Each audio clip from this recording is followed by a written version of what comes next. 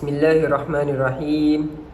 Alhamdulillahirrabbilalamin. Wassalatu wassalamu ala ashrafil anbiya wal mursalin wa ala alihi wa sahbihi ajma'in. Nama saya Muhammad Ikram bin Muhammad Jaafar. Nombor metrik A181169. Pada video kali ini, saya akan membentangkan sebuah perbincangan berkaitan analisis pengaplikasian prinsip Sadd Az-Zara'i dalam larangan penggunaan ketum mengikut Akta Racun 1952. Baiklah, sebagai permulaan, saya akan perkenalkan apakah itu daun ketum dan mengapakah setiap aktiviti berkaitan dengannya seperti menggunakan, menjual, mengeksport, mengimport ditegah berdasarkan undang-undang di Malaysia. Pokok ketum atau nama saintifiknya ialah Metragina speciosa Koch, merupakan tumbuhan daripada famili Rubiaceae. Pokok ketum ini adalah sejenis pokok herba tradisional yang hidup secara semula jadi di negara-negara Asia Tenggara seperti Malaysia, Indonesia dan Thailand, serta negara-negara di Afrika dan Amerika Selatan yang beriklim khatulistiwa. Di Malaysia, pokok ketum ini biasanya dijumpai di negeri utara semenanjung Malaysia seperti Kedah, Perlis dan lain-lain. Pada zaman dahulu, masyarakat menggunakan daun ketum ini kerana percaya bahawa ianya dapat menyembuhkan pelbagai penyakit seperti sakit pinggang, sakit perut, demam, batuk serta penyakit kronik seperti kencing manis dan darah tinggi. Namun, sejak awal tahun 2000, penggunaan ketum mula terkenal dalam kalangan generasi muda yang terlibat dengan penagihan dadah. Hal ini kerana ketum mampu meningkatkan kesan pengambilan dadah untuk menjadi lebih khayal dan haid. Selain itu, gejala penyalahgunaan ketum juga semakin meningkat, sama ada dalam kalangan penagih dadah ataupun masyarakat awam. Penyalahgunaan ini berlaku apabila pengguna bertindak mencampur dengan pelbagai bahan seperti ubat batuk, ubat nyamuk dan lain-lain sehingga mengubah rasa asli air ketum tersebut bagi mendapatkan kesan khayal. Campuran rebusan air ketum ini dikenali dengan nama Chokoroi, iaitu asal daripada perkataan koktel 4x100 di Thailand. Dalam pada itu, penjualan daun ketum juga mendatangkan pulangan yang lumayan kepada masyarakat luar bandar yang terlibat dengan aktiviti penanaman, jualan dan eksport ke negara jiran iaitu Thailand. Menurut Kementerian Kesihatan Malaysia (KKM), daun ketum ini mengandungi sejenis bahan kimia yang utama yang aktif di dalamnya iaitu metraginin yang merupakan alkaloid psikoaktif.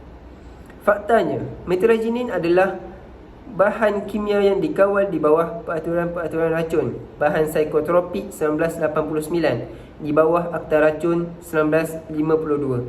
Dalam pada itu, terdapat lagi 24 bahan kimia lain yang tersenarai dalam bahan psikotropik ini seperti ajmalain, mitafilain dan lain-lain. Hal ini menyebabkan penggunaan daun ketum termasuk dalam larangan berdasarkan kandungan bahannya yang tersenarai dalam senarai bahan-bahan beracun di bawah Akta Racun 1952. Ini membawa maksud kerajaan Malaysia mengharamkan penggunaan ketum melalui akta ini. Larangan ini sesuai jika kita kaitkan dengan sebuah prinsip dalam siasah syariah, iaitu melalui prinsip Sadd Az-Zara'i. Baiklah, apakah itu Sadd Az-Zara'i? Saya akan perkenalkan secara ringkas tentang konsep Sadd Az-Zara'i. Sadd Az-Zara'i adalah terdiri daripada dua perkataan iaitu saddu dan zara'i. Dalam bahasa Arab, saddu bermaksud menutup, menegah, menghalang, menyekat ataupun menyumbat. Perkataan Az-Zara'i pula dalam bahasa Arab bermaksud sesuatu yang tegang dan panjang serta berlaku pergerakan al-imtidad wat taharruk. Ini kerana perkataan Az-Zara'i berasal daripada perkataan Zara'a yang bermaksud menegang dan memanjang serta berlaku pergerakan. Saddu zara'i dari sudut istilah pula bererti mengelak daripada melakukan sebarang cara yang mempunyai unsur-unsur yang boleh membawa kepada kerosakan. Dalam pada itu, terdapat pelbagai pengertian yang dikemukakan oleh ulama dalam mentakrifkan saddu zara'i. Yang pertama, Imam Al-Qutubi menafsirkan saddu zara'i sebagai perkara yang pada asalnya tidak ditegah melakukannya, namun sekiranya ia mengandungi unsur-unsur yang boleh membawa kepada kerosakan, maka ia ditegah daripada melakukannya. Selain itu, menurut Muhammad Hisham Al-Burhani, saddu zara'i pula bermaksud suatu perkara yang tidak ditegah pada asalnya, tetapi ia ditegah jika terdapat tohmah, iaitu unsur-unsur yang boleh membawa kepada kerosakan dan keburukan. Terdapat dua syarat menggunakan prinsip saddu zara'i ini. Yang pertama, perbuatan tersebut mestilah membawa kepada mafsadah. Yang kedua, perbuatan tersebut mengandungi maslahah, tetapi mafsadahnya lebih besar ataupun sama. Seterusnya, bagaimana prinsip saddu zara'i ini diaplikasikan dalam larangan penggunaan ketum berdasarkan peruntukan Akta Racun 1952 ini?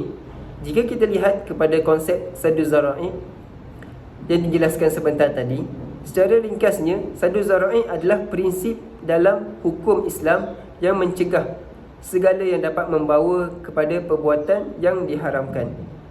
Dalam konteks larangan penggunaan ketum berdasarkan Akta Racun 1952, prinsip ini boleh diaplikasikan untuk memastikan kepentingan umum dan kesihatan masyarakat terjaga. Seperti kita tahu, penggunaan ketum ini pada asalnya adalah harus kerana memang ada maslahah kepada orang-orang tertentu yang menggunakannya untuk berubat. Namun, larangan penggunaan ketum di bawah Akta Racun 1952 ini bertujuan untuk melindungi masyarakat daripada potensi bahaya yang boleh timbul akibat penggunaan bahan tersebut, seperti penyalahgunaan dan sebagai bahan ganti kepada dadah.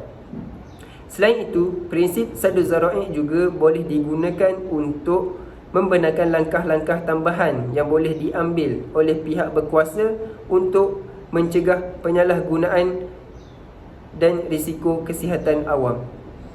Penerapan prinsip ini mencakupi pelaksanaan langkah-langkah pencegahan yang lebih ketat, penyelidikan mendalam tentang impak negatif penggunaan ketum dan pengawasan ketat terhadap pengedaran bahan tersebut. Selain itu, penekanan pada pemahaman prinsip saddu zara'i dapat membantu dalam membentuk dasar-dasar yang proaktif untuk mengatasi isu-isu berkaitan dengan penggunaan ketum. Secara kesimpulannya, dengan memahami prinsip saddu zara'i, pihak berkuasa dapat memastikan bahawa tindakan yang diambil tidak hanya terbatas kepada aspek hukum semata-mata, tetapi juga melibatkan strategi yang efektif untuk menjaga kesejahteraan masyarakat dan mencegah kemungkinan masalah kesihatan atau masalah sosial yang berkaitan dengan penggunaan ketum ini. Baiklah, sekian sahaja perbincangan kita dalam video kali ini. Semoga bermanfaat. Terima kasih. Assalamualaikum warahmatullahi wabarakatuh.